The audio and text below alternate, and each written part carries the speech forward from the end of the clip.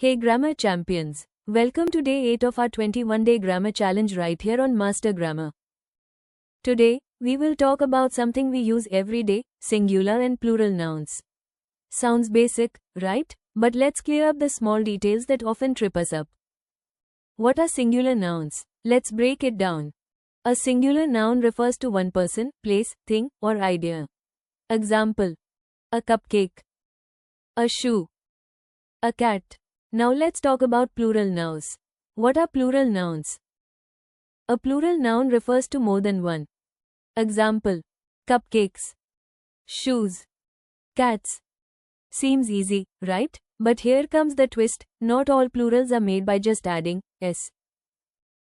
Now, rules for regular plural nouns. Most nouns just take an s to become plural. Like, pen becomes pens, chair becomes chairs, tree becomes trees, garden becomes gardens. Rule 2. Nouns ending in s, x, ch, sh. Add es to them.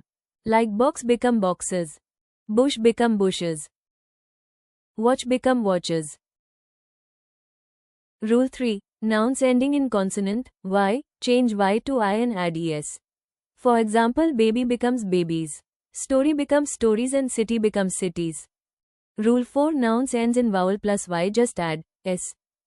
For example, boy becomes boys, toy becomes toys, and key becomes keys. Now comes the twist. Not all nouns follow the usual rules. Some nouns change completely when they become plural, and we call them irregular plural nouns. These nouns don't follow the s or as rule. They may change spelling or stay the same, so there's no formula. You just have to learn them as they are. Let's talk about some examples. Man become men. Woman becomes women. Tooth becomes teeth. Let's look at some more examples. Here's a list you can learn and practice.